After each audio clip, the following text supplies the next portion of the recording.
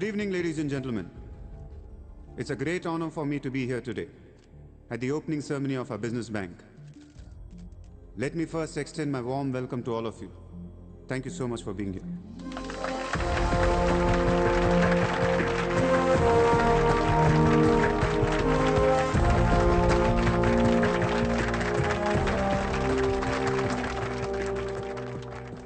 अपने देश को आगे ले जाने के लिए, देश की तरक्की के लिए एक युवा सूर्या ने बैंक खोला। मैं तो कहता हूं ऐसा नौजवानों को पॉलिटिक्स में आना चाहिए, तभी तो हमारा देश तरक्की करेगा। मैं इसका बुलंद हौसलों को सलाम करता हूं। ఒకప్పుడు బ్యాంక్ రాబరీ చేసినవాడు ఇప్పుడు బ్యాంక్ పెట్టడం, దానికి నేను చీఫ్ గెస్ట్. బ్లాక్ మనీ దాచుకుంటానికేనా ఇది?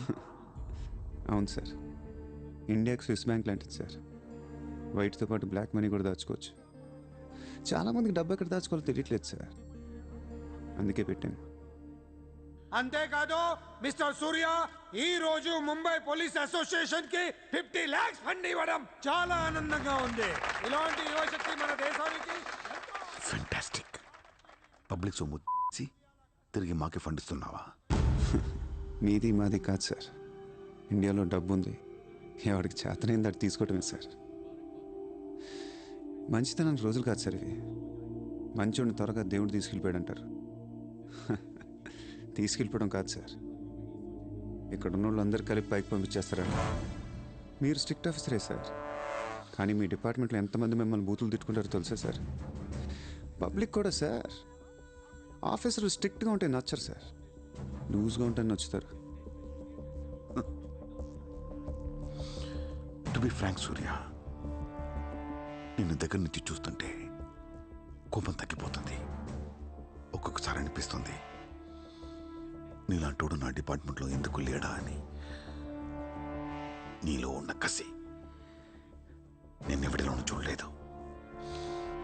But your on the wrong track. No sir, I'm on the right track. Sir మీరు అబ్జర్వ్ చేశారో లేదో, లాస్ట్ 3 months నుంచి ఇండియాలో మర్డర్లు తగ్గిపోయాయి, కిడ్నాప్లు తగ్గిపోయాయి, క్రైమ్ రేట్ మొత్తం పడిపోయింది సార్.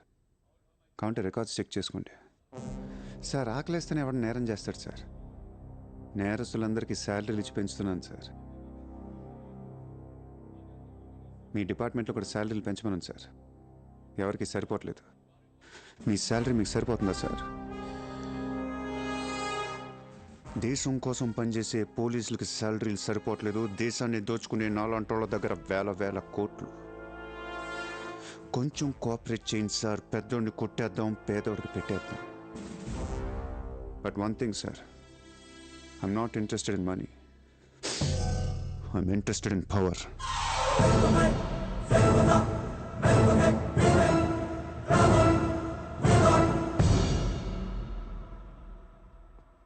सूर्या, तुम हमें बहुत पसंद आया। तुमने जिस तरह लालू को सपोर्ट किया हमें बहुत खुशी हुई।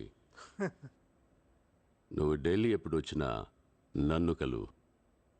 ఢిల్లీ నుంచి నీకేం కావాలన్నా నన్ను అడుగు. నీ ఢిల్లీకేం కావాలి? క్యా? నీకు ఢిల్లీ కావాలా లేదా? ఢిల్లీ మీద ఎక్కి కూర్చోవాలని ఉందా లేదా? बहुत है, क्या करेगा तू? రేపు ఎలక్షన్లో మీ పార్టీయే గెలవాలి, మీరే రూల్ చేయాలి. ఎలక్షన్కి అయ్యే ఖర్చు నేను పెట్టుకుంటాను. ఎంత పెట్టగలవు? ఇండియాలో ఎంపీగా పోటీ చేసే ఏ క్యాండిడేట్ అయినా సరే జేబులోంచి ₹1 తీయాల్సిన అవసరం లేదు, మొత్తం నేనే ఇస్తా. అసలు నీకు మొత్తం ఇండియాలో ఎన్ని సీట్లు ఉన్నాయో తెలుసా? ఒక్కొక్క సీటుకి ఎంత ఖర్చు అవుతుందో తెలుసా? యావరేజ్ ఒక్కొక్క సీటుకి 20 కోట్లు ఖర్చు పెట్టినా 10,000 కోట్లు అవుద్ది. ఇష్టం వచ్చిన మాట్లాడేంటి అసలు? మైండ్ ఉంది నీకు? లాస్ట్ టైం ఒక అహ్మదాబాద్లోనే 60 కోట్లు ఖర్చయింది, జైపూర్ 25, జైసల్మేర్ 35, జబల్పూర్, కాన్పూర్, కోల్కతా, హైదరాబాద్, చెన్నై, రాజ్కోట్, పనాజీ, నాసిక్, బెంగళూరు, కొచ్చి, కొల్లం, ఉడిపి, ఇలా దోల్ తీర్పై సెంటర్లు ఎన్నో ఉన్నాయి. అంతా చండీగఢ్ ఛత్తీస్గఢ్ లెక్కలు చెప్తావేంటి? మొన్న ఒక కడపకే 250 కోట్లు ఖర్చయింది. అన్నిసార్లు ఓటు 500కు దొరకదు, కొన్నిసార్లు 5,000 కూడా పెట్టాల్సి వస్తుంది. ప్రాణం పోయినా సీటు కావాల్సిన సెంటర్లు కొన్ని ఉంటాయి. అక్కడ ఎంత ఖర్చు అవుద్దో ఎవ్వడికి తెలియదు.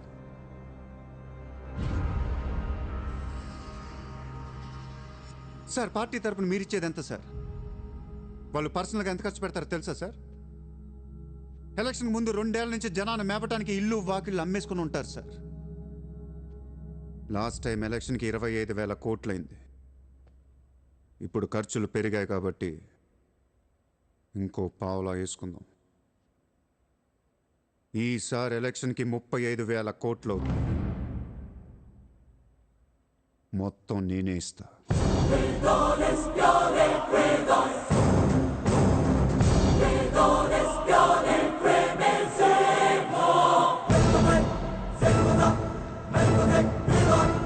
మీ ఇన్ఫ్లుయెన్స్ వాడే ఎలక్షన్ టైంలో నాకు 25 హెలికాప్టర్లు ఇప్పించండి. హెలికాప్టర్లు ఎందుకు? డబ్బులు పంచడానికి రా ఎర్రి.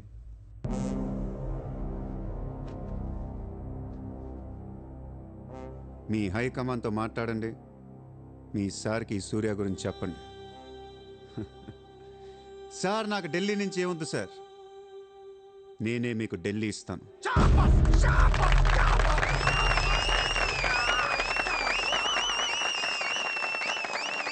శ్రీరామ్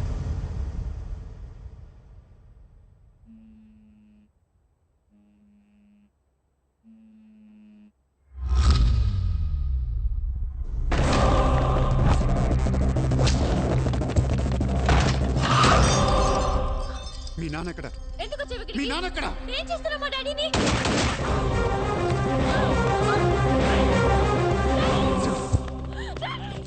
డాడీ!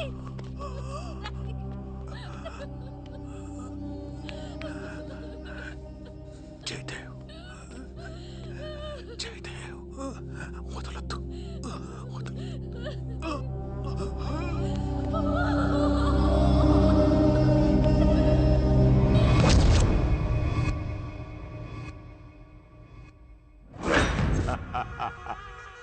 గోఖలే పోయాక నన్ను ఇంకెవరేం చేయగలరు? ఎలక్షన్కి ముందే ఆ సూర్యగాడిని వేసేస్తే ప్రశాంతంగా ప్రమాణ స్వీకారం చేసుకోవచ్చు. ఘనపులేటి జయదేవ్ భారతదేశపు 14వ ప్రధానమంత్రి, ప్రైమ్ మినిస్టర్ ఆఫ్ ఇండియా.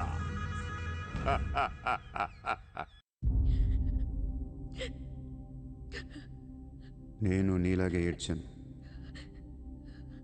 14 ఏళ్ల వయసులో ఇంతకంటే ఎక్కెక్కేడ్చా. అమ్మా నాన్న అమెరికాలో ఉండేవారు. నేను అక్కడే పుట్టా.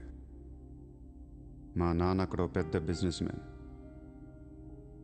బిజినెస్లో సంపాదించిన డబ్బంతా పట్టుకొని పుట్టిన ఊరికి ఏదైనా చేద్దామని ఇక్కడికి వచ్చాను. అక్కడ మా నాన్న ఒక లోకల్ లీడర్ని కలిశాడు.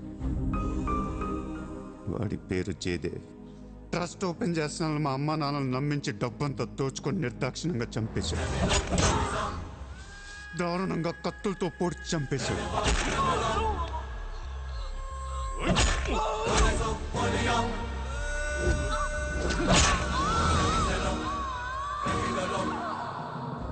కాకి బట్టలు వేసుకున్న ప్రతి వాడి కాళ్ళు చేతులు పట్టుకొని బతిమాలను. ఎవ్వడు నన్ను పట్టించుకోలేదు.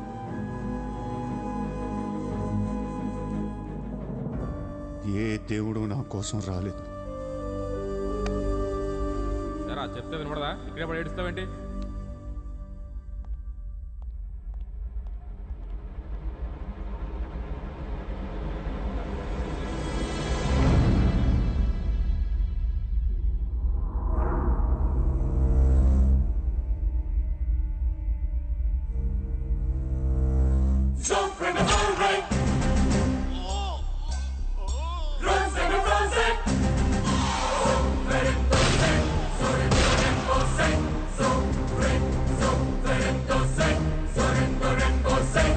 కోసమా మా అమ్మా నాన్న అన్ని వదిలేసి వచ్చారా అనిపించింది. ఒక్కసారిగా అనాథనైపోయాను. తినటానికి తిండి ఉండేది కాదు. రోడ్ల మీద పడుకునేవాడిని. ఒక కుక్కని తన్నట్టు కాళ్ళతో తన్నేవాడు. అసహ్యమేసింది. ఈ మనుషుల మీద, ఈ వ్యవస్థ మీద, ఈ దేశం మీద ఒంటరి వాడిని అయిపోయాను. 100 కోట్ల మంది ఒకవైపు, నేను ఒక్కనే ఒకవైపు అయిపోయాను. ఆ 100 కోట్ల మందితో ఆడుకోవాలనిపించింది. అందుకే ఇన్నాళ్ళు మనుషుల గురించి చదువుకున్నాను, స్వార్థం గురించి చదువుకున్నాను. ఇక నో మారల్స్, నో రూల్స్. ఎవరన్నా పొడవాలని చూస్తే పొడి చేయటమే, అన్యాయం చేయాలని చూస్తే అంతు చూసేయటమే. కనపట్లేదు కానీ ఆ దేవుడి మీద కూడా పగ తీర్చుకోవాలనిపిస్తుంది.